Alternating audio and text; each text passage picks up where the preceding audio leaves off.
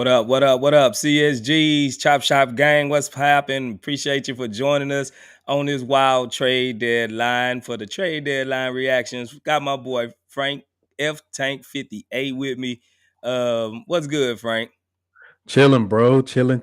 I'm ready to get into this trade talk. I mean, there's so many damn things that's happened. Yeah, we got a lot to cover, bro.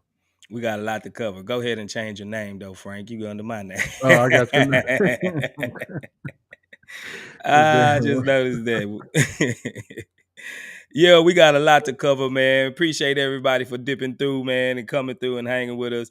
I guess the biggest thing now is that Eric Gordon is no longer a Houston Rocket. The EG legend is not here no more.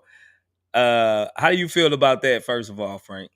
I mean, good for him. You know, what I mean, good for Eric that he is able to get to a place where he can actually compete for a championship. You know, what I mean, you can tell that all the stuff was getting to him over the past few years, and him being the last. You know, I don't know if it was Will or somebody on Twitter that put up the little graphic with all the players that said, and then there was one, and then Mm-hmm. there was none because it was. You look at the picture, it's like PJ Tucker, you looking at Gerald Green, James Harden, Ariza, Chris Paul, all from that 20. Yeah, he's been here for the whole ride. He's been here damn near as long as Harden.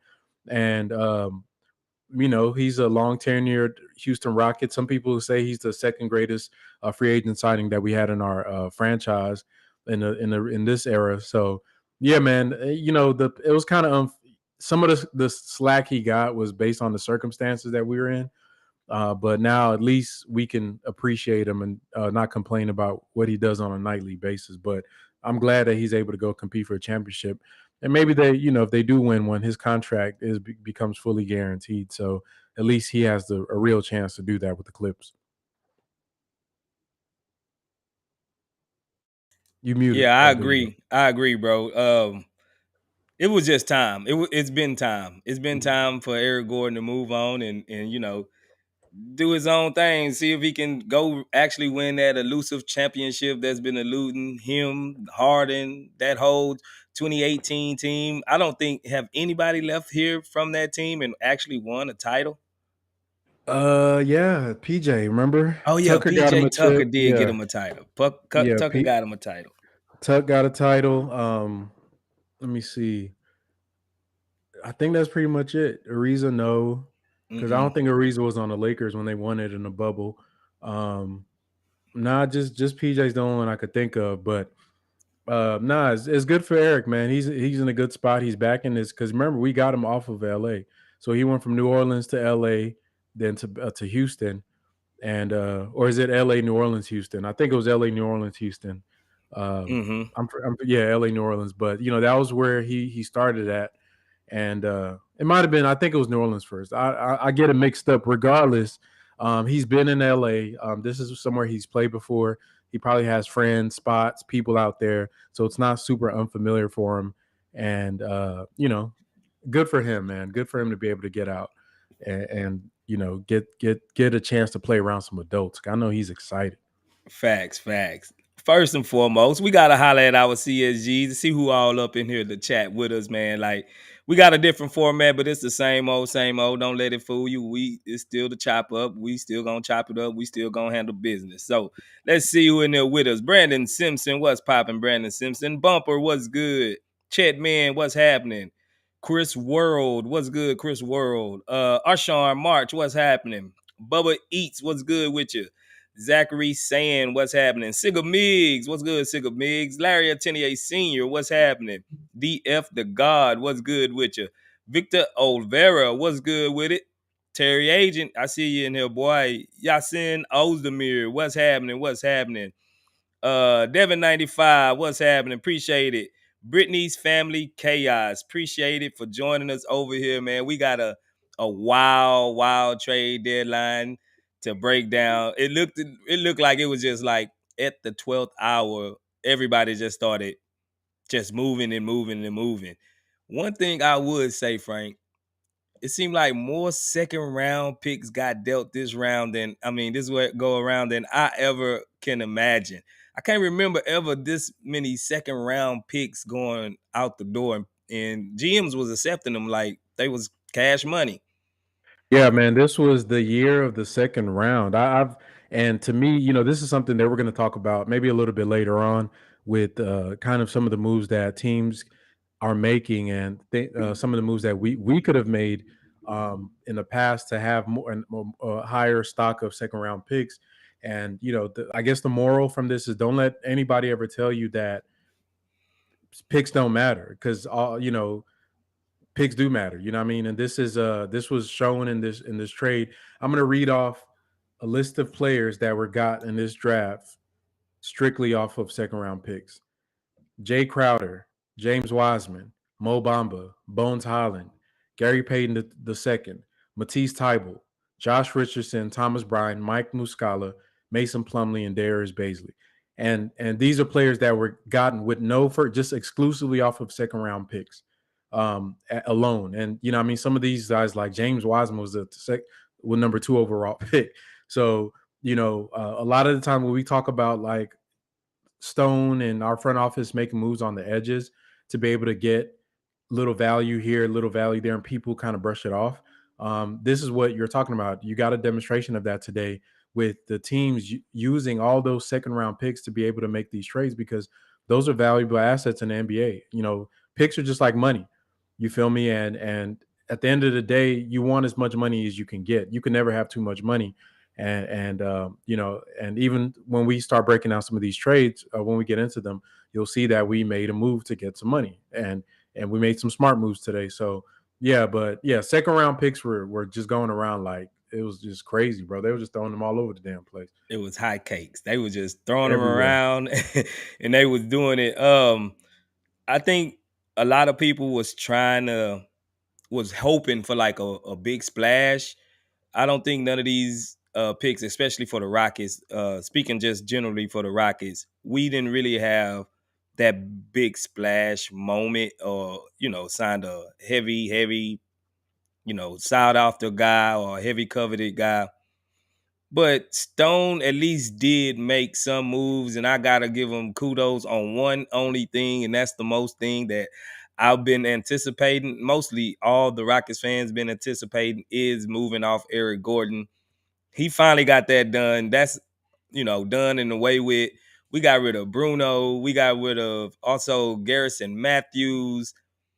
I think it was almost like addition by subtraction for the most part for the Rockets. It wasn't nothing like we can really just boast our chest about, I would say. I, But I, they're I think marginal moves that'll I think make a I think I difference. think me and you have different views on it. Um, I think Space is a little less thrilled. I'm not thrilled, but I am. I do think they did some good things and made some smart the trades today. And we'll get into the fine details in a second of each trade. Yeah, like you said, my socks wasn't blown off. I see what they did, and they tried to get. I'm hoping some veteran leadership in here that's been there, done that with the Danny Green and um, especially Danny Green. Really, I think Danny Green probably is the John Wall thing. It actually blew my mind. I really wasn't expecting John Wall to be traded back to Houston after what a 6 month period in LA. That really was like baffled me for the most part. I was like, what, hold on, what we doing with John Wall? What are we doing with John Wall? But then I realized he's more like of a salary dump. We're gonna waive him. I'm pretty sure the blood ain't no love lost. It's still bad blood between him and the Rockets organization. I don't think he will be here, to even do anything. But that threw me off for a loop. Um, do you want to give your grade of Stone right now, Frank, or you want to hold off? No, well, I'm gonna save it after we like go through and we're just kind of talking, we're letting people get in because once I start like going through the breakdowns of the trades, I don't want like people to be coming in midway through where they're confused or whatever. But I would say this deadline is the most active they've been, and um, probably he's had like three. This would be the best. And they didn't, because I guess my expectations coming into this were nothing. I didn't think we were going to do anything at all, just because in the past they haven't done anything. But there's still like the dust hasn't settled on a lot of these transactions. What are we going to do with the players? So I'm not sure. That also may impact what I think about the what we did today in the deadline. But overall, I think I liked it. I was happy. I was pleased with what I saw because I wasn't expecting anything at all. Facts, facts. I'm gonna go ahead and read some comments while the chat filling up, just to Okay. fill it in while Frank get ready to, because he gonna be talking for a while. Yeah, it's a lot. This was one of the wildest trade deadlines I've pretty much witnessed in a long, long time. I really have to tip my hat to Kyrie Irving on the aspect that he was the first domino to fall, and once that domino fell, it was just like an avalanche. And he said it. He set it off, and I think him coming back to the West made a lot of teams in the West like perk up and pay attention, because without certain moves that other teams made, they was going to get left by the wayside. I think in the end of it all, and now the West is the wild wild west again. Uh, half of the superstars I think are now in the West, and it's gonna be a dog eat dog type of fight.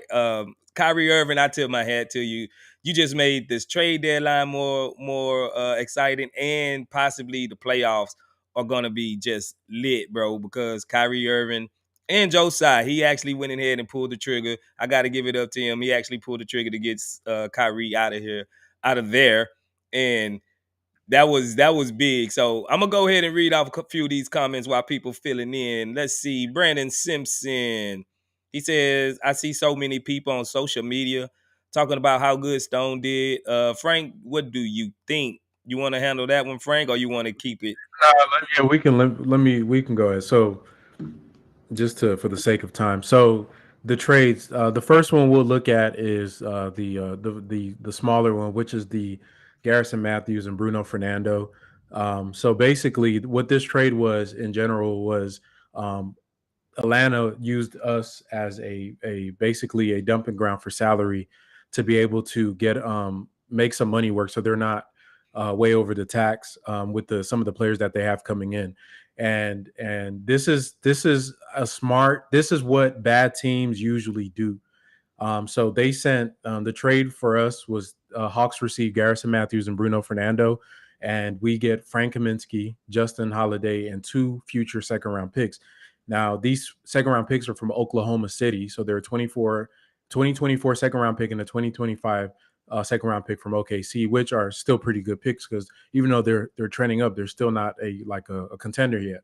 Um, Mind you, all the stuff like I just said about second round picks being valuable in assets. So basically, what we did was we allowed Atlanta to get under to decrease their salary in order for us to take on Justin Holiday and Frank Kaminsky.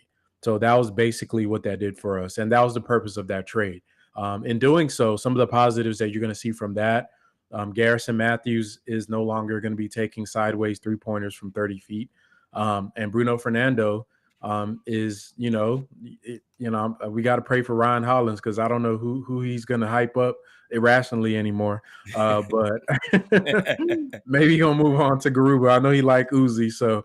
But Bruno Fernando didn't really bring much, and he wasn't a vet because he would argue with the players. He'd be having bad attitudes and stuff. Like Right. I need a vet that's like, bro, if you're gonna be a vet, be a vet. Don't be one of the problems.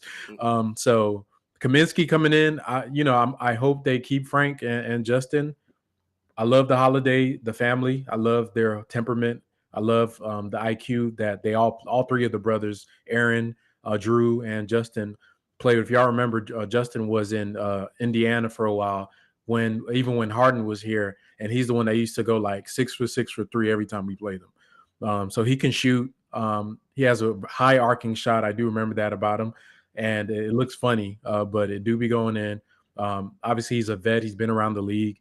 Hopefully, he can instill some toughness and just some IQ in the locker room for the couple of months that he's here. I don't see him staying into next season. Maybe but I think he probably wants to go somewhere else. But it's going to be like a Schroeder situation for both Frank and Justin this season. If they keep both of them going forward, like they're going to be here till the summer because they're both unrestricted free agents. But those second round picks for us helping Atlanta get under the salary, these are the type of moves that I've been mad about us not doing more of. We should have been doing stuff like this all like the whole time, like just taking on random. Our roster should have been flipping over like crazy. You know what I mean? Because that's what a bad, like when you're a bad team, you just eat salaries for people and just take second round picks. Hey, take this guy, take a pick, take 2 picks for this guy. Oh, I got this Russell Westbrook type contract. Just eat it, take a pick for it. Kind of but the thing is you got to pick the right ones. Taking on contracts like John Walls when it first came out, obviously they thought he was going to be competitive, but those are not the contracts you want. You want these expirings or 2 year, these short contracts that are massive, so that you just have a lot of cap space once the person is off your books, but you're getting assets for being like a sponge for bad contracts. So better late than never. They finally did one at a deadline. They've done similar things, like the Derek Favors thing was used when we took Derek Favors. I think we also got a second round pick for him as well. But the issue was that we didn't use him to his full potential. He was a $10 million salary that you could have used for other trades. But I guess we just didn't want to, for some reason, just didn't want to deal with it. So yeah, but that is that trade. For that trade, I'm gonna, that's a A trade individually for me. That's a A. What do you think about that trade, Space? Um, I like the holiday, like you said. I like the holiday aspect of it. Kaminsky, I'm not sure exactly what we're getting with Kaminsky because he rides the pine a lot, and he was over in Phoenix for a little while. I think he looked his best when he was over in Phoenix, and he was playing with competent guys around him to where he didn't have to do too much, or he was getting set up by Chris Paul and Campaign and guys like that to where they run a true legit system. Him coming over here, I don't know exactly what he would do, how he would fit, because you still got I think he plays the 4 mostly. I don't know where he would fit behind, like maybe Garuba and Jabari and Tari, because we're heavy in the 4 and 5 aspect right now. Um, but Holiday, I definitely think he can at least help this team play defense. He can shoot the 3, like you said. That's 2 aspects that we needed badly. We needed those badly, real bad. But it's still a log jam we have. So I look at this more of mostly all of the picks we made. I think it was more of salary moving and trying to clear up cap space for next year. I don't see, like you said, none of these guys being like a permanent fixture here going forward, unless Holiday come out and actually surprise a lot of guys. But I'm still looking at it as more of salary. It was more for salary, and I guess I would give it a C plus, just this in itself, because we did kind of feel a need of position. Well, not a need of a position of need, but a quality guy that can actually shoot the 3 ball. Like I'm just gonna hamper on that because we needed shooting, and he provides at least shooting, and we seen he can play, like he can guard like point guards and small forwards and all the way up to probably like some power forwards in the game. So I think he can be utilized in some way, shape, or form here, and at least until the trade deadline. And it's not gonna affect our tank. Yeah. Any all of these moves that we made is not gonna affect us making a run to the playoffs, if anything like that. So I'm gonna give that one a C plus. Damn, that's you a tough teacher, bro. I would say for what it is it is what for what they did. I mean, it made sense, and I'm glad that Garrison Matthews. I don't have to like think about him anymore. Now, the more complicated trade is the Eric Gordon trade. So this one is a little bit more complicated, and some of the value of it is a little bit kind of harder to grasp. But I'll try to do my best to explain it. So the Eric Gordon trade. So basically, Eric Gordon was traded to the Clippers. This was a 3-team trade involving Memphis. So and what this deal did was Rockets sent Eric Gordon to the Clippers. The Grizzlies sent Danny Green to us, the Rockets, and the Clippers sent John Wall um, to to us as well. So, and what ended up happening is that in this three-team deal, um, we also got uh, a uh, a 2023 swap. So we didn't get a first round pick outright. What we got was a swap, and the swap was attached to the Milwaukee pick. And so basically, what this does is, so the Milwaukee pick, I think, is slotted right now 24th or something like that in this draft position, or It around was the like 20s. 23rd, I think. 23rd, Yeah, 24th in that general area. Yeah. yeah, something like that. And so what this swap does is it allows us to be able to look at how the Clippers do, and whichever one of them is worse, it allows you to be able to swap it out. Now, why is this significant? You guys have to think about why is that significant. So in next year's draft, let's say Milwaukee. I mean, we don't know. We know that they're a great team. Um, Next year's draft is a very loaded draft, and there's a chance, given how talented the West has just become so much better. Obviously, KD is in Phoenix, Kyrie's in Dallas. You've seen LA's retooled.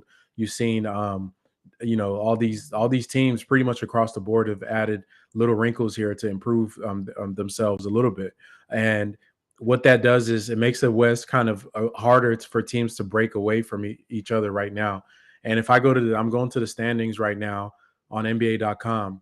The Right now, LA is currently sixth place in the West. So they're 31 and 27, right? And if they lost what two right now, they're 8.5 out from the number one seed, which is Denver.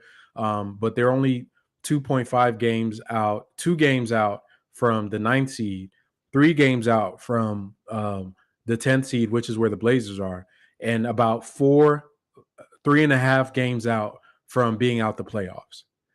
So what that means is that what this swap allows us to do is basically, if Kawhi Leonard gets hurt and you know their luck just goes to the trash can, the Clippers technically, because of how competitive the West is, they could miss the playoffs. And if that happens, then they become a lottery team. And that then turns that Milwaukee pick into a swap that you could swap to the Clippers wherever they land on a lottery team. Now, there's also a chance that the Clippers just finish out sixth, but just by the fact that they are not as good as the Bucks, you've essentially expanded the range of the value of that pick.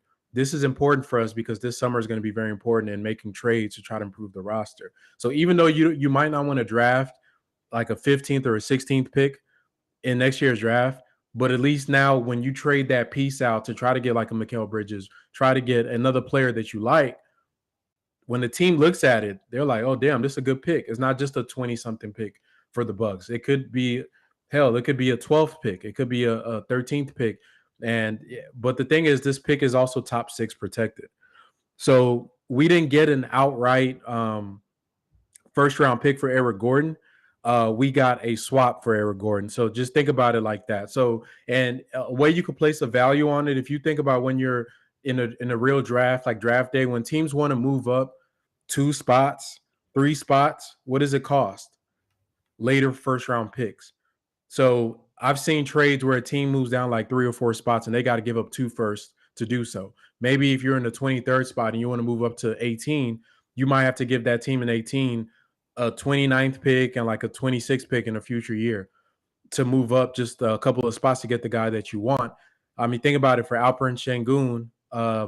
We gave up 2 first round picks to move up to 16 to grab him. So if you want to put a value on that, what we got for Eric Gordon having that range, it's almost indirectly like giving up like we got a couple of like first round picks because that's how much you moved up even just by that swap alone and where the Clippers are positioned. So that's the swap aspect of it.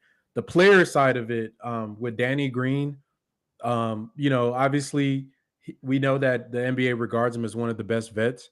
on the market. John Wall is not going to play here, so that's just forget about John Wall. But the Danny Green piece of it is I'm hearing, I think Mark Berman or somebody had tweeted out saying that he's likely going to be bought out. Now, if they end up buying out Danny Green and John Wall gets waived, then I will be disappointed in that because we still need a better locker room presence. And I think out of all the players that we got back, Danny was the best one that you kind of want to see as far as building culture. And I think it would have been important for them when they leave. When Eric Gordon is out the door, even though we could say all the stuff we want about him, at the end of the day, he's a professional. I would love for Danny to be that guy that kind of helps these guys out because he's been there, done that. He's a multi-champion. He's been on multiple rosters, good at bad and indifferent. He's seen all the types of stars and players and bench players and six men. He's been played under Pop, Nick Nurse, Vogel. He's been under a lot of great coaches, and he knows how to get it done. And I think that would have been something that we could have. I hope we keep. If it is something Danny requested, then obviously there's nothing you could do about that. But if it's something that Stone and the front office do just to like whatever, then to me it would just lend to my suspicions that they really don't understand the human side of basketball. So I'm hoping that that's not the case. I just pray that we do keep Danny Green because to me, out of all this, he's the biggest prize. Because but that Eric Gordon swap is pretty. That raises the value on that Milwaukee pick because it's now just not stuck at where Milwaukee is. Now we have it bracketed between wherever Milwaukee lands and wherever the Clippers are going to land. And with the West as tough as it is, there's no gimmies unless when you're playing Houston or San Antonio. So this team from 1 through damn near 13, damn near 12, it's a grind. Like you got to go get it. And so that's actually a good trade for Eric Gordon because I didn't think we were going to get nothing for him. So on that trade, I'm going to give that trade a B because I'm not going to look at it in a vacuum. I'm going to look at it that they could have traded Eric Gordon like 2 years ago and probably got two real first round picks or just better stuff. But for where he was now, this late in his career, to find the Clippers that they're desperate to try to make a splash, I think that getting that Milwaukee pick in hands is actually a great move for where they were. Just if you look at it just for this year. What'd you think about that trade space? Yeah, I'll be right there with you with a B. But I would say this. This is one thing I really didn't like about a lot of these trades. And because we're kind of putting the onus on the team to be bad, the other teams to be bad. Like we really, yeah, we can package them and move them, but there's nothing we can do to really up the value of those picks. We gotta, you know what I'm saying? We gotta wait on the other team to implode or decide to tank or something like that, which is smart in the aspect. But what if they don't decide to do that? What if they don't? Then it's like we're just stuck with a lot of middling picks, and we really don't need more younger guys on this roster. That's why I was disappointed when they was like, "Oh, Danny Green might get bought out," because we just shipped out Eric Gordon, which was one of our veterans here. Who's going to be the real veteran here that's actually did something in the league? That's actually accomplished something in the league that our young guys can go and pull and draw from that knowledge of experience that they have, that we can go, they can in a slump or anything like that. Danny Green, he didn't hit the most shots in the finals before. And we didn't see him like with LeBron, where it looked like he couldn't hit the backboard at some time. Like, so he didn't seen the wildest of the wildest stretches, the upmost of the top stretches, and he's been to the lowest. And I think just having him like that Udonis Haslam type guy on the bench, because I'm not sure if he's still hurt or not. I don't know if he's really playing or not yet, but he was hurt. But at least you can go and draw, like it's like a library.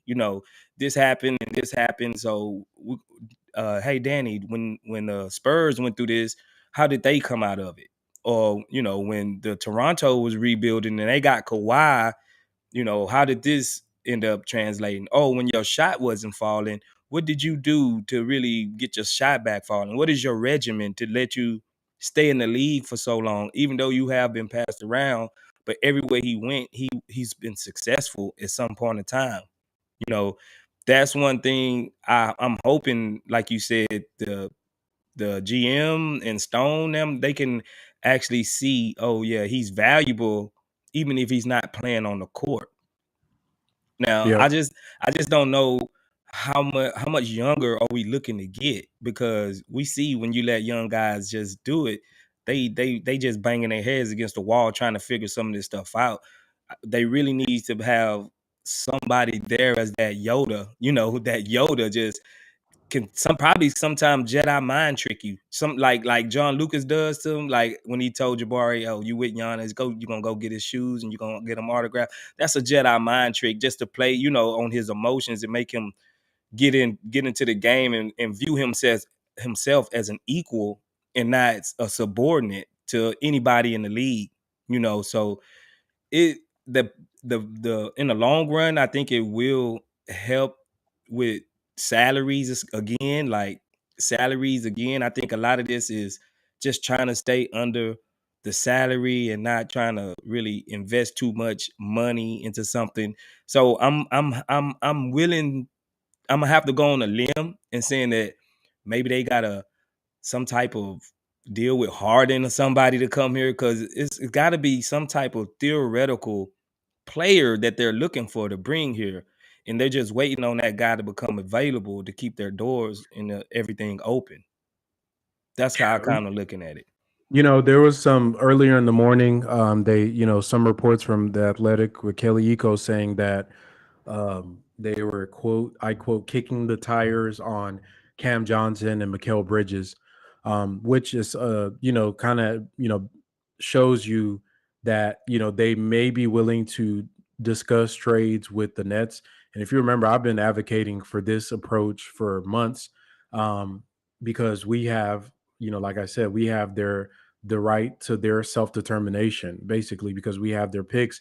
And because we own their picks, if they bottom out, then unless it's a year like a swap year like this year, and I think I had said this like a year ago, if I was the Nets like a year ago, I would have tanked this year, because I know we're all tanking for Wemby. And at worst case scenario, if they had tanked this season, worst case scenario would have been that, let's say they get the number one pick, and Houston, because we're trying to tank, we're number 4. I mean, hell, okay, you just get number 4, Houston get number 1, you still get a good draft pick, then et cetera, et cetera. But they chose to try to make it work with Kevin Durant, and with the players they have on their roster now, they have a lot of elite role players that a lot of teams are going to want, and they're willing to take it into the summer, to try to see what the bidding war is going to be for them, especially after teams go into the playoffs and see where their shortcomings are. The summer, they're going to be either they're going to be sellers trying to get off some of these guys and aggregate them into bigger pieces or more assets, or they're going to be buyers trying to use their assets to get better players and just move around some of the other ones that are free agents. For us, one thing, like with the news of Kevin Durant being traded to Phoenix, that dropped like at 12 something in the morning last night, right after we got off the damn stream. It happened like 5 minutes afterwards, which was crazy.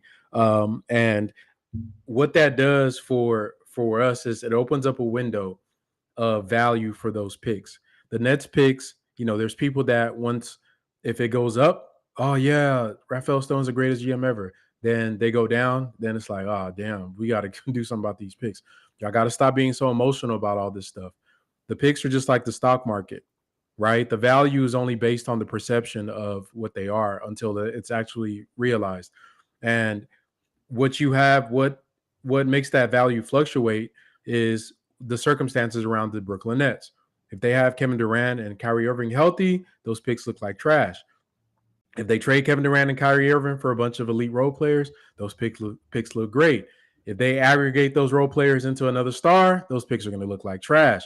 if that star or is terrible and they end up sucking and he gets hurt and they are in the lottery, those picks look great. The point is that whatever you feel in a fleeting moment is only in a fleeting moment. And at the moment that those picks have a certain value, you have to pounce on it if you're Houston and try to leverage that for yourself. And for us, there's going to be an extended period between now because they're not really doing anything with this. They're going to probably make a playoffs with this team, and that swap, we're one of the worst teams. We're probably going to end up bottom 3, so that swap doesn't mean anything. But I'm talking the 2024 pick that we own for them, and the swaps and the pick after that is going to be really determined about what the Nets want to do with all these damn players. They also, in the process of trading out Kevin Durant, have acquired 8 first-round picks and I think about 6 or 7 second-round picks. So they have more picks than us right now. And they have all the good role players in the NBA on one team. So basically what I'm saying is they could do whatever they want. If they wanted to just tank, they could tank and still have picks to fall back on. Or if they wanted to just like be an elite team, they can go big game hunting and go get all the stars, 2 or 3 stars again, and see if somebody wants to go play in New York. For us as the Houston Rockets, the best thing that you want to do is not wait to see what happens. Right now, the value of those picks is high. And right now, I mean between now and when the season starts. Because depending on what lineup shows up on that floor, the NBA could look at it and be like, damn, that's a good. They got Mikal Bridges, Dorian Finney-Smith, Dinwiddie. Hell, we don't know what the NBA is so fluid. Damn, it could be Bradley Beal and Nick Claxton, who's up in Defensive Player of the Year. And they look at that and be like, I don't want those Rockets picks for 24. That's a bad pick. That's a top 4 team in the East that they rolling out. So between now, the draft, and free agency in the summer, I think it would be prudent for the Rockets, as they were quote unquote kicking the tires. They need to damn near kick the tires, raise the hood, hit up Brooklyn, and propose to them some trade ideas to try to get some of those assets they have off of them. Primarily Mikal Bridges. I would love Mikal Bridges in Houston if we can get him. I'd give up a pick in a swap, and maybe that Eric Gordon pick swap we just accumulated, that may be a package you want to send out to them and say, hey, I get this damn near like 3. You get your pick back, your first-round pick, your swap back, and here's a great 2023 asset that could be a lottery pick. We want Mikal Bridges on the team. Those are the types of moves that we should be making, calling around and seeing. Or if not, let's say the draft comes and we land in the 5th spot. We have the 5th pick in the 23 draft. We have a potential lottery pick that may be in the teens from this Eric Gordon trade with the Milwaukee pick now. That's 2 good first-round picks in a loaded draft and future picks from the Nets. You may see a big fish that you like and say, hey, Jalen Brown's going to be a free agent, or let's do a sign and trade and try to get Jalen in Houston. I'll give you bang, bang, bang, bang, bang, and, this player. Give me Jalen Brown. So the point is that we can't wait to see what the Nets do. It is rare that a team does a pick out into the future and waits for each one to materialize, because the chances are the team you're competing against to get those picks, they're going to make sure that you don't get jack split for them. So that's really, like, I think this summer is so important for Houston. This coming summer is so important for the Rockets, because this is going to determine a lot, because we are running out of picks. Y'all remember, OKC owns our 2024 and 2025 and 2026. And there's some protections like top 4 protected and top 8 and all that as they go out, but they own our picks basically. So we don't have our own picks, and we own Brooklyn's picks. So the only picks we have from Brooklyn that are outright picks are just 24 and 26. So we only have 2 first-round picks right now. After this draft coming up, we will only have our 24, 26, and I think like 27 or 8 that belongs to us. I think 27 is ours.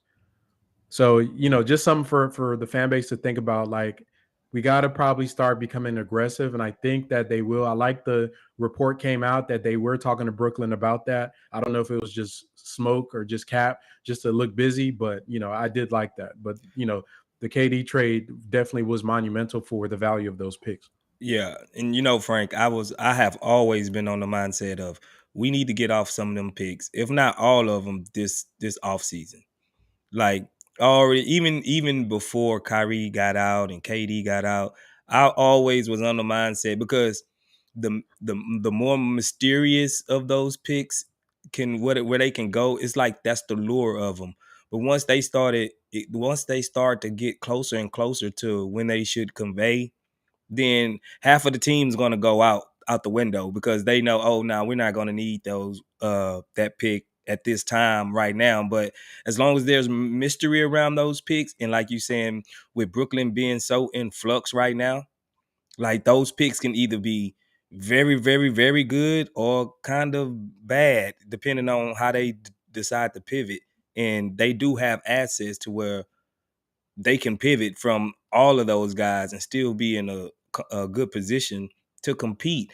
Really, all they have to do is just really be better than us in some parts, some of those years, like every other swap year, or as long as they don't bottom out and tank to where they got to give us like a top 3, 4 pick, then I think Joe Tsai would live with that because they're not really helping us in the long run. Now we can still package all those up and pursue a star. That's why I think this offseason we're gonna land somebody this offseason. We're gonna have to sign somebody this offseason that's not maybe superstar, but right at a star because we got the money. And then with those picks, we're gonna have to bring somebody over to pair with that said star. And then with the draft, we still have our own draft pick to where we can have a pick of the litter, or if we get down there top 2, 3, then we can also have a nice young guy coming in at that way. And then that's the real good foundation of jump starting a whole rebuild and pivoting to where we're gonna win now mode. We're gonna Yep. win now mode. So I was always under the impression that this offseason we're going to get rid of some of those picks. Yeah, I think they have to. And just y'all remember that they were kicking the tires on Mikal Bridges and Cam Johnson because most of the times when teams ask around for players, the next time opportunity comes up, it usually happens. If y'all remember, KD and the Suns was a rumor in the summer that there was some conversations there. Remember the Aiton thing? He wanted to get out, the contract with him, but the KD thing and his contract, he ended up going into unrestricted free agency, and they matched them, which kind of deaded that for a second there because we thought that was going to happen. So, but just think about it.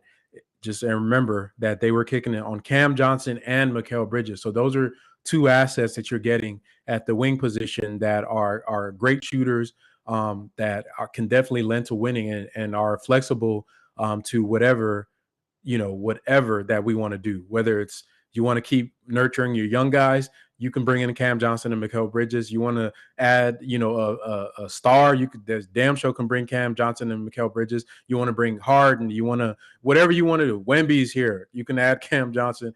You want to play Sengun and run the hub through Sengun. You can have Cam Johnson and Mikal Bridges. Versatile wing players. And to me, that's going to be the type of players that you want to bring in. My preference is those type of players. I rather us use like maybe a couple of the picks to get like Mikal, then use a future one, package it with one of our picks and blah, blah, blah to get another like high level player. And you just kind of see what you get out of some of these drafts that you're coming in. Let me tell y'all, the NBA is so fluid. Like if me and Space got up here and let's say we came from the future and said we're going to tell y'all about what time is it 7:05 on February 9th about what the NBA looked like, and I start going through the rosters, y'all would think we were smoking crack for the show. If I Right. came on and said Kevin Durant is going to be on Phoenix Suns, Eric Gordon is playing in LA, D'Angelo Russell is back in on the Lakers, Kyrie Irving is playing in Dallas, y'all would think I was drunk. James Wiseman, James Wiseman, it was traded. Where is he? Atlanta, wherever he is now. He went to Detroit. Detroit. Just crazy stuff that happened throughout this trade deadline.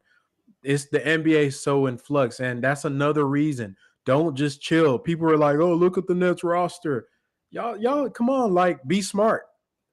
That means nothing, man. All I see with their roster is opportunity. Mm-hmm. They got they have so many damn picks. They have a rich owner and every role player type that every NBA team wants. That's, I mean, in a vacuum, what Sean Marks did was he did a damn good job given the circumstance. Now, if you zoom out and from like start to finish, yeah, they screwed themselves. Like they hitched their wagon to Kevin Durant and Kyrie Irving, which to me is like that's disaster. Then they added James Harden, which was like the icing on the cake and screwing yourself. Um, and so, but what he's done to pivot out of this, like remarkable, and they're competent. So I'm scared of that. So I'm thinking if they're not too proud to engage with Houston, I want some of their players. Hell, if we can get Dorian Finney-Smith, I want him. Like I want these guys on our roster. So so that's just the type of games and the type of aggression we got to have this offseason as we go in, because it's going to be, as y'all see, it is a bidding war in the NBA. Teams have assets. We don't have a lot of assets. OKC hasn't made a real move yet. Right. I think one Y'all, thing that's appealing from our aspect towards them, because we do have their future. And if they don't want to just have to do so much and make it a hassle, they can just deal directly with us and get their future back and then just tank. And that could be a direct thing that they can do, which probably is the most easiest thing to do instead of trying to flip salaries and get guys and pull them together and get assets and oh no, we don't want that protected, we want this one, and all the song and dance. Hey, we deal directly with Houston, the guys that have our future, and we get recoup ours. Probably we're not going to be dumb enough to give them all their picks back, but if they get at least half of them back, I don't think the swaps really matter to them. I think the unprotected ones is the ones that really matter, because once they get those unprotected ones, then they can actually really go well, ahead and tank. you know why the swaps do matter? Because remember, in the NBA, you can't trade your picks in in subs It's consecutive years. Yeah, yeah, yeah. this well, I forgot what the name of the rule is, but that rule, Stippian rule or whatever it is, but because if they did get their pick back, it you limit them from being able to trade it.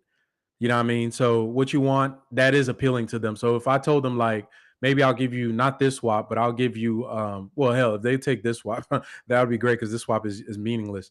Maybe if you say you give them 24 pick and a 25 swap back, they could actually trade one of those. But if you just give them 24, that swap is technically tied up, or it ties up one of the picks or something like that. So they can't do Hmm. like two picks in a row type deal. So the swaps are important. They release certain their ability to use those picks in trades, not just drafting players. So, but I think what they looked at, they could pretty much. I mean, they could still draft. They could still draft. They could still draft. And to me, the Phoenix picks are all unprotected. Every single one. They have four of them, which is more than we got for James Harden. Because James Harden's was, let's see, actually it was four, I think it right? was four So swaps and four four and swaps four, and or is it four 4 and 3? unprotected. Oh, okay. Maybe it was the same, but they have four unprotected. And whenever you get unprotected picks from a team, it doesn't matter what their team looks like. It could be the Golden State Warriors with Kevin Durant. Guess what happened a few years after Kevin Durant went? Golden State Warriors got up to 2. You feel me? So if you thought like, damn, I'm gonna get a bunch of picks from Golden State, and somebody's telling you like, oh, that's a dumb trade, man. That's the best team in the damn world. You're gonna get up. No, bro. Like that's a good trade because the NBA is so fluid. Like it could go from you're hoisting a championship to Steph got hurt, uh, Clay is hurt, KD left, and now you're drafting Wiseman with the second pick. So think if you made a trade with them to own their future. So the Suns won. KD's old. Chris Paul is old. You know what I mean? And I think at some point they're going to be, you know, going down just like everybody does. Brooklyn is in a great position to whatever they want to do. But I think that to me, if I'm them, I'm calling Houston and saying, hey, let's talk turkey. What can we do? Let's talk some business. Get some of these picks off of you, and vice versa. And if I'm Houston, I'm listening. Like, yeah, give me Cam, Give me Mikal. Hell, give me Nick Claxton, and I'll give you all your picks back. I would do that, bro. I would give up all of their picks for Mikal Bridges, Cam Johnson, Nick Claxton. They can have their 2 picks back because that's all it is. Because I don't count those swaps. Those Right. swaps are mad. But yeah, take your 2 picks, take your 2 swaps because they're valuable to you, not to anybody else. And give us those load of players. You get them 3 dudes. You throw in a vet like you can, hell, James Harden down there. You have a playoff team. That would be almost the ideal situation because you're getting because we already got Tari Eason from the James Harden trade. That's the only tangible, like you said last night. That's the only tangible player that we actually got and kept. But then you get Cam Johnson and Mikal Bridges and a Cam Johnson, right? Yeah, Cam Johnson and Mikal Bridges and Nick Claxton. That means you got 4 quality guys from James Harden, and you still got the swaps. Well, if you trade all of them back, but still, you still got 4 guys, and you got Atari Eason on top of that. So Yep. that will be a legit foundation, and that would be a legit squad. That would easily be, and then you can sign Harden to come back. So you got all of that, and you got the asset that you traded back. That would Yep. be like ideal, because in the long run, we really didn't give up nothing. We just finessed them for 4 players. You know what I'm saying? Basically, because we got the asset that we traded back. Yep, and that to me, I mean, they're gonna do something like that because I know that there's no more tanking after this year, not on purpose anyway. So it's gonna be they're gonna try to compete. That's the marching orders for the team. They're gonna try to compete. Just it's gonna be a matter of who's out there. I would love them a to see what they do with Steven Silas. That's also another unknown commodity at this point. Before we start getting whoever our star player is, I think that's going to be important. So I'm sure that that's going to go into what they're going to do because ideally you want if Steven Silas is not your coach, which he isn't, then you want to get him out the way, hire the coach you're going to use, then preferably before the draft. You want to hire your coach so you guys can sit down and build the team together because we've seen the effects of what happens when you have a mismatch between the coaching and the philosophy of what the GM wants to do because it causes friction and the product is bad. One of the things that Mike D'Antoni and Maury really did well that they worked really hand in glove and they aligned themselves Maury D'Antoni with Harden just because and yes that was problematic in a lot of ways but as far as the quality of the basketball because they all had one vision it worked. It got them to heights that they wouldn't have gotten to otherwise. That's what you want. You want your players, your coaches, and the front office to be all on the same page. So you can say this is what we're doing collectively, then we can move forward. All these like friction. The only team, I mean, there's a few teams that have won despite for the Bulls with their last dance. That was like Mike and them hated. What's the name of their GM, bro? I Krause, forgot. wasn't it? Jerry Krause? Some Kraus. Jerry Kraus. Krause. They hated him, but that's Mike and them. But most of the time is pretty. They're pretty on par with everybody across the board. So we need that. But is this these next couple of months, man, bro, it might get ugly with the team, man. I know we hate Eric Gordon, but he does bring some stability to the roster. It might get ugly, bro. I'm trying to think. Have you thought about what the roster is the starters they're going to be? Because now what KJ has to start, right?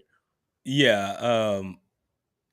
Really, because the thing that really is kind of like having me baffled is the KPJ thing. Is he gonna ever come back this season, or he's just gonna is that toe that messed up to where we don't want to risk him, playing on it and damaging it any further? Because we just gave him a new contract, and we don't want to damage him for the long run and having him around just messing up his toe for nothing for a tanking team, so me personally, this is what I would do. I would let Jalen Green get some point guard minutes, and he's our point guard. I would let him play the point.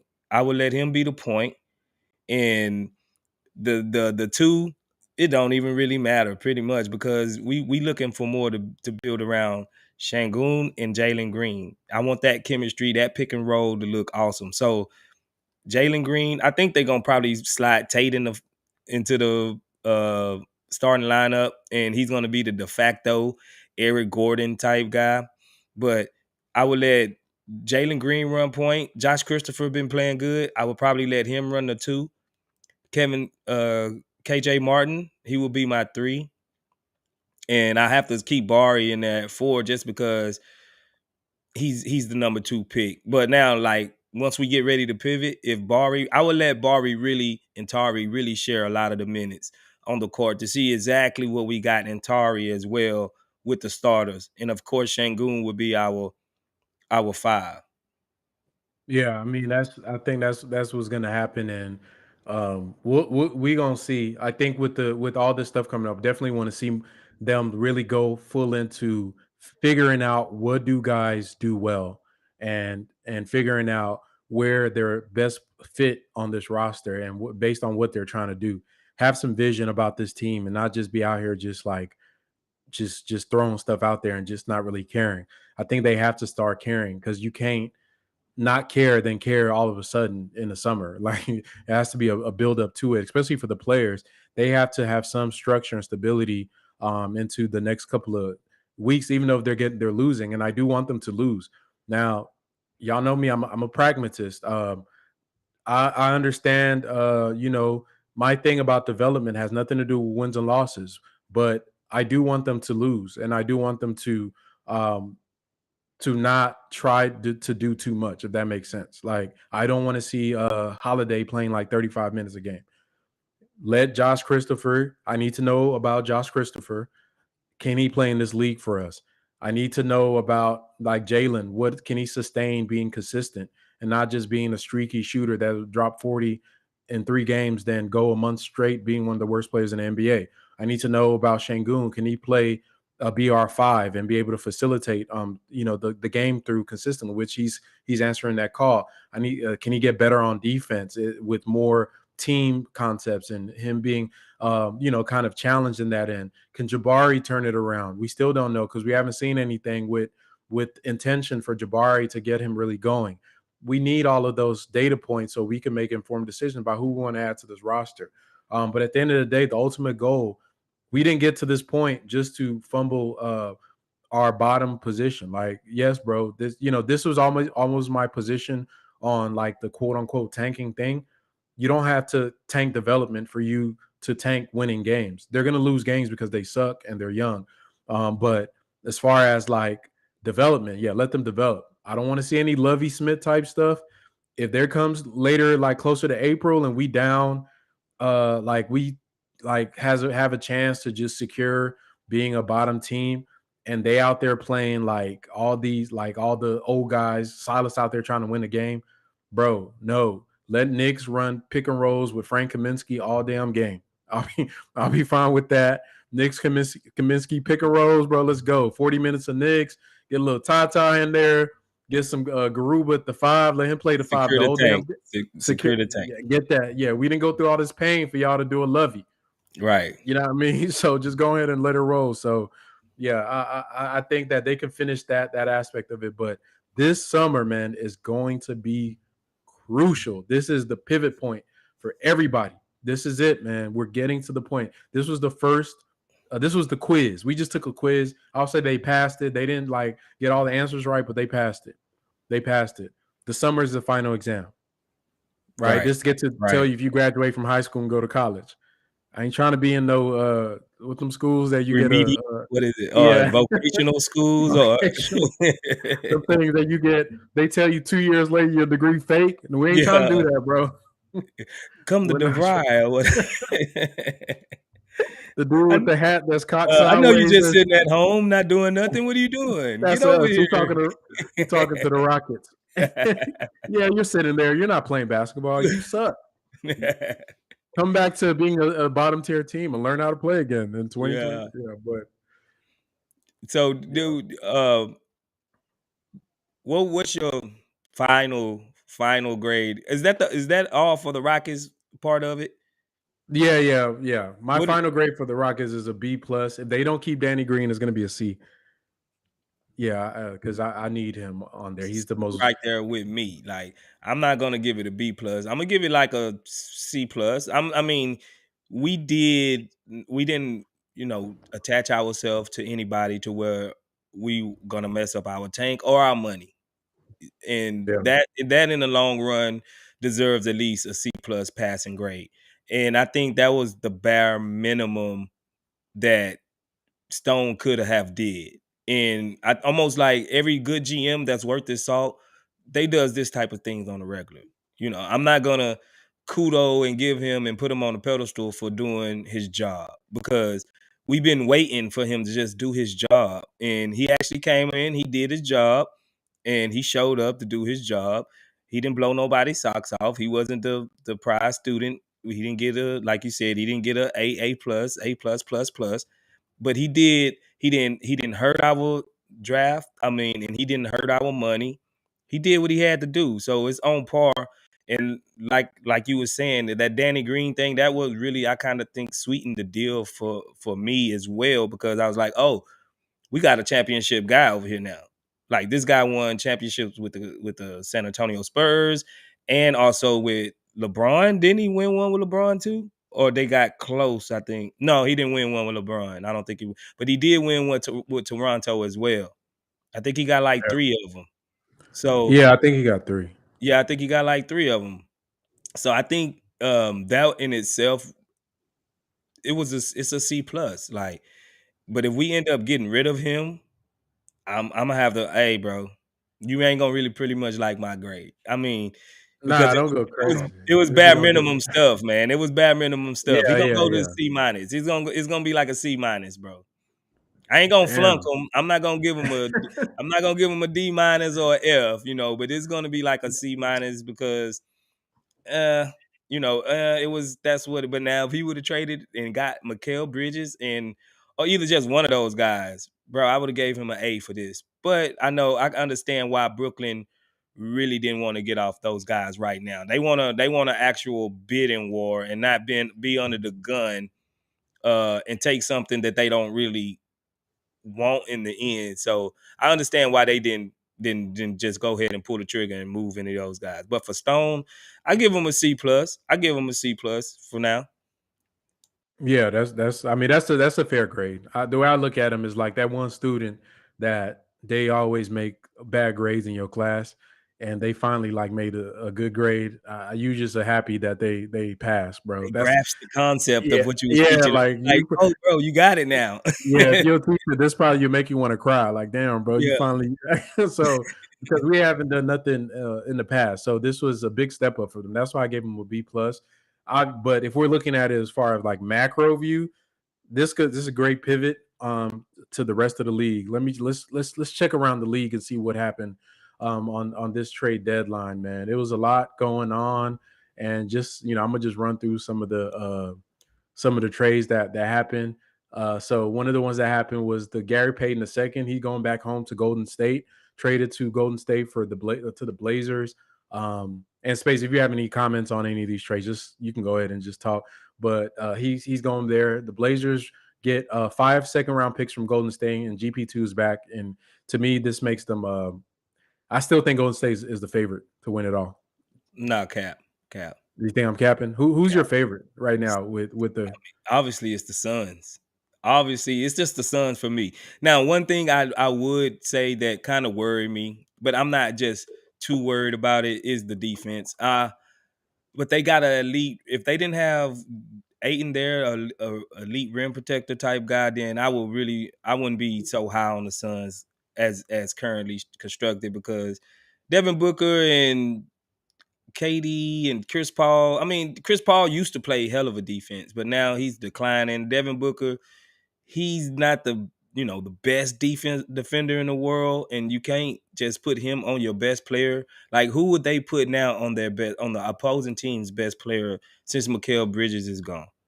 So Yeah.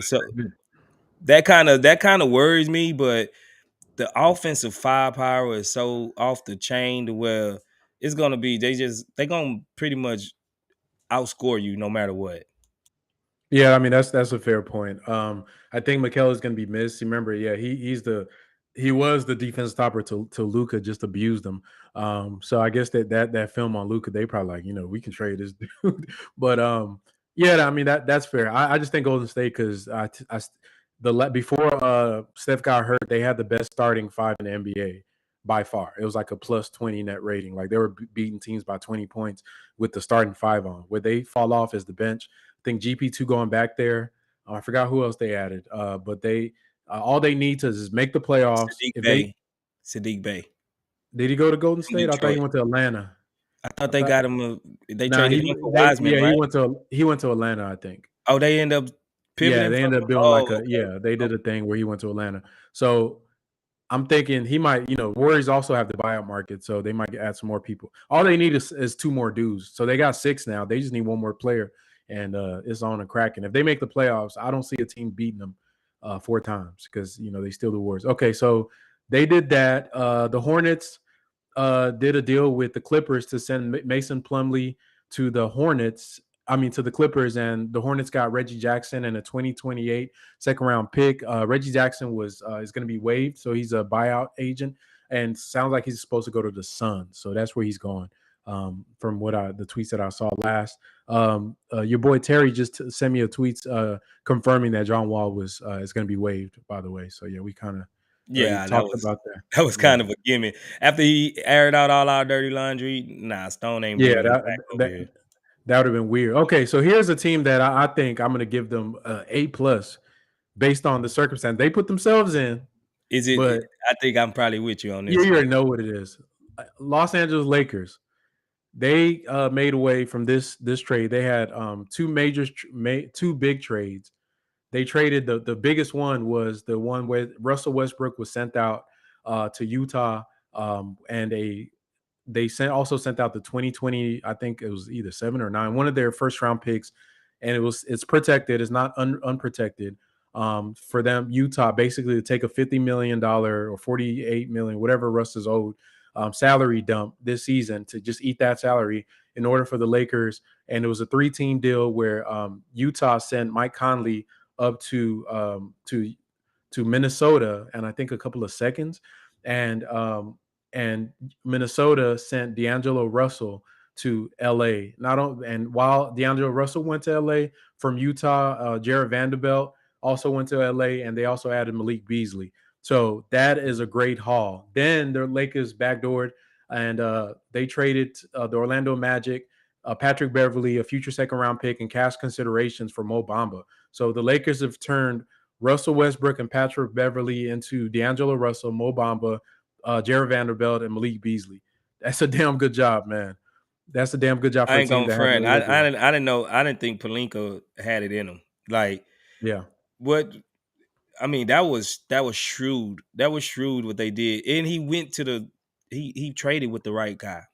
Danny Ainge, Yep. he traded with the right guy. Like that was like almost an equal trade because Utah get the money that they need to free up a max player going out next year. Even if they don't keep Russ, they might end up waiving them or cutting them or something. But it was like they had what they wanted and they had what they wanted, and it was just an even. That was a masterpiece, man. I'm not gonna lie. Like I was hoping LeBron get a little help, but they didn't. They just turned over their whole roster, like how he did the Cavs and what year was that? 2016, 2017, or something like that. Yep. Where Midway through the season. yeah, Yep. midway through the season, he just switched out everybody and they just went that, on a run. that was the roster with like Dwayne Wade, Isaiah Thomas. It was just a bunch of like just random players. But yeah, so hey, I still think Lakers got something to say. If you give LeBron a squad, you know what I mean, he can do something. So we'll see. That's another just dark horse. You're gonna see if AD can wake up and not look like a walking just a mummy. Then he'll be able to add, and you get AD, LeBron, and a bunch of decent role players. I love the Vanderbilt addition. They still got Rui as well. You got to count that as a trade move, even though it was earlier. Yeah, man, that's still a team that you got to be. To me, if AD gets right, that's the whole world for them because That's the AD is a key. guy.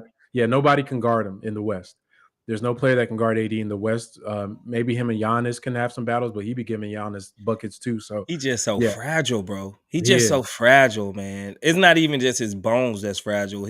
He got a fragile mentality as a guy. Yeah, Like if he had a Giannis type mentality, that dude would be almost on a GOAT type tier level, man. But it's just like he shrinks and he pouts. I don't know, man. Something about AD just it's not right. With all that talent is just not right. But I think they still go as far as he allows them because I think he's still probably the best player on that team when because he can still play defense when he wants to, and LeBron just can't sit in that chair like he used to defensively.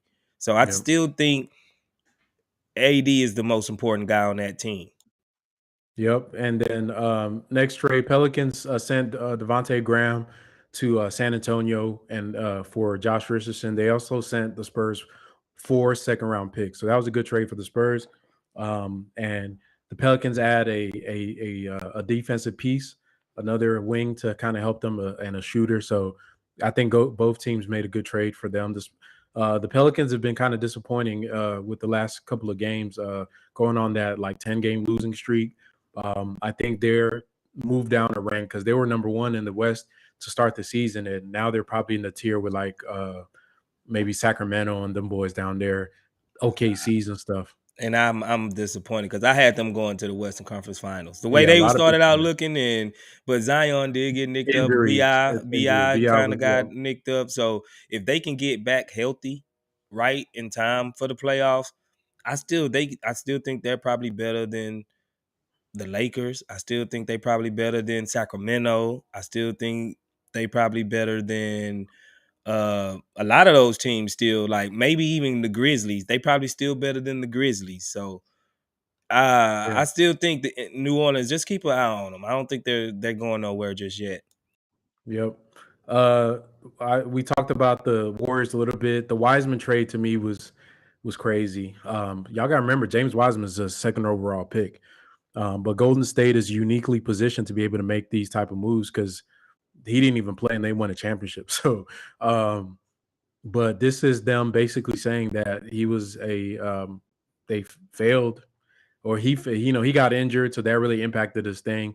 But this stuff happens. This stuff happens where a guy is drafted high and they just don't work out, and maybe he'll have a better career somewhere else on the Pistons. I just don't even see it on the Pistons because he's there with Jalen Durant. So um, I don't see what they're doing over there with all them centers. They still have what's his name? What's the dude that tried to fight LeBron? I forgot his name. He's there. Beef Chunky Stewart, Yes, the Stewart and Buddy they traded from Sacramento with the Afro. Bagley. Marvin Bagley. So a little bit of a crowded front court there with all those guys. But Wiseman, all they really sent out for him was Kevin Knox and Sadiq Bey for a second overall pick. That's crazy. That's nuts. But that's what it is. I think the Warriors just lucked into that whole James That Wiseman thing. yeah, that wasn't They didn't supposed to really happen. need Yeah, him. They didn't really need him. And I heard they yeah. had Moses Moody can be got too at one point in time. I had read He's of. yeah, they were shopping him. They were shopping him, but still, that's crazy. I like Next one, Moody. yeah, I kind of wish we were able to try to get him, but maybe in the summer he'll be available. So Thunder moved Darius Baisley, another guy that was a top pick. That's basically an admission of defeat on his part. I don't forgot where he was, like 11th or something like that. But they're sending him out and received Dario Saric from the Suns, so he's going to be on the Suns. Baisley is a good player. He's a good athletic wing. Can play some small ball five.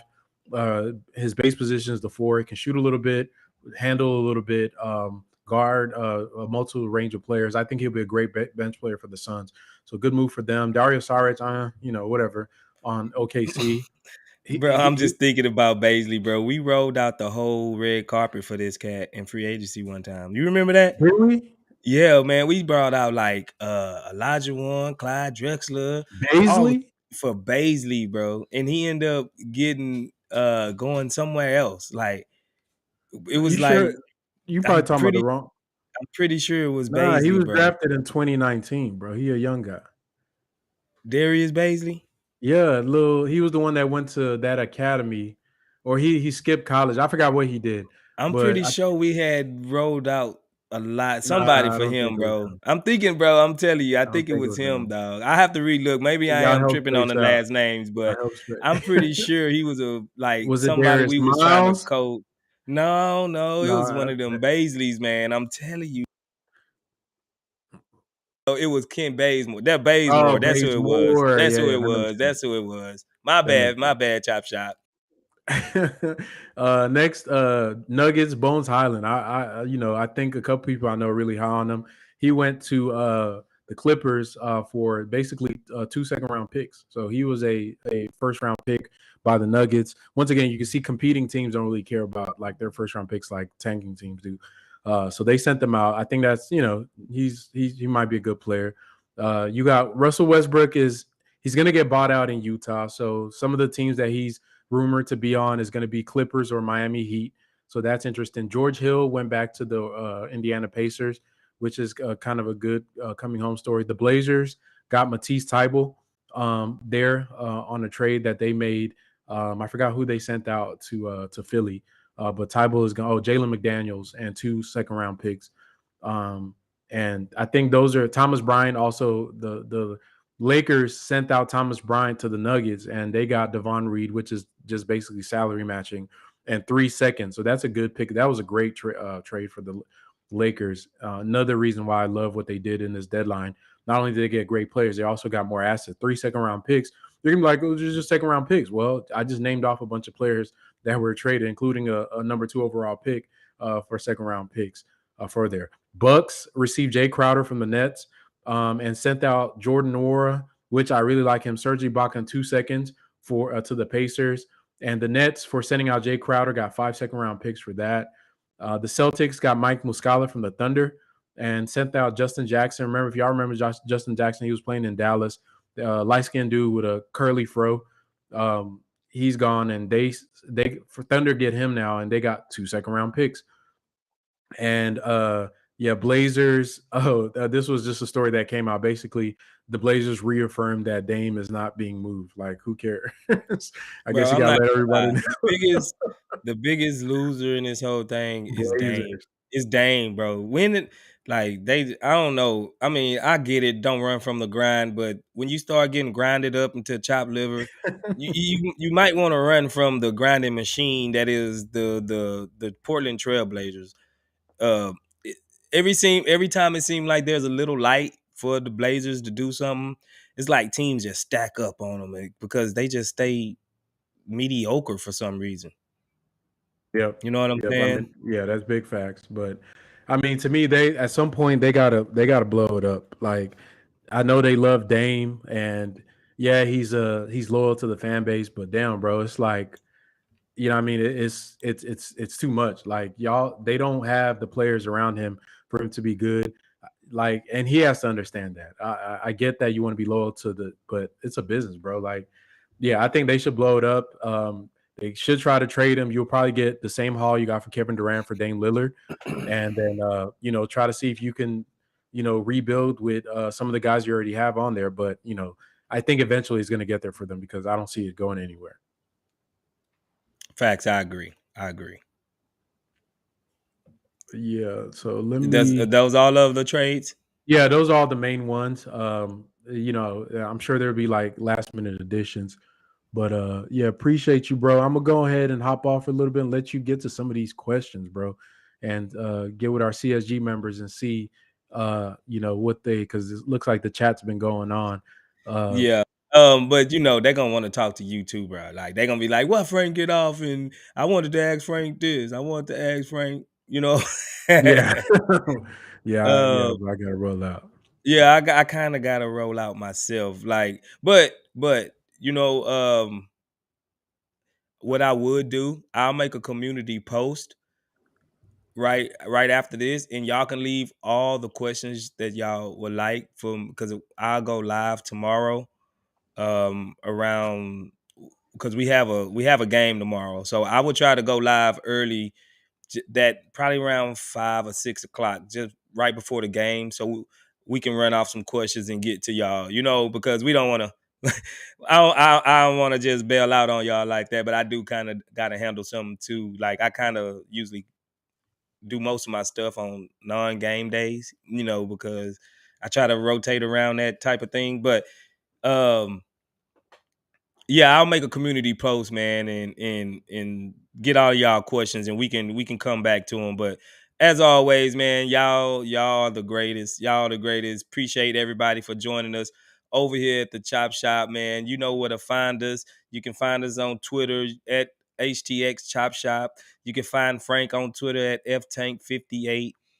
You can also find me on Twitter at Space Ghost 0624. If y'all like basketball, especially Rockets basketball, any type of basketball, man, like we cover them. We try to have our hands dibbling, dabbling in everything, man. Like I said, y'all are the greatest. So tomorrow, get them questions ready because we'll fire it up and we'll have a whole session for y'all tomorrow before the game. You know what we playing, right? We playing, Frank. Who are we playing or where are we playing? Who are we playing tomorrow? Let me see. There's been so much that went on. I done Yeah, I forgot kind what the of I schedule thought was. I had it at first, but then I Uh, kind of the Heat. That's who we playing. The oh, Heat. the Heat, Miami. Yep. The Heat. Not The the. Heat. I was about to say the Kings. Not again. Yeah, we got the the Heat tomorrow at 7 p.m. And then I think we get a. Looks like it goes. All Star break is what on the 15th, Yeah, I think it's right after the Valentine's time. Yeah. So Valentine's Day. Yeah. yeah. So yeah, we got the Heat. Then we get a long break in between.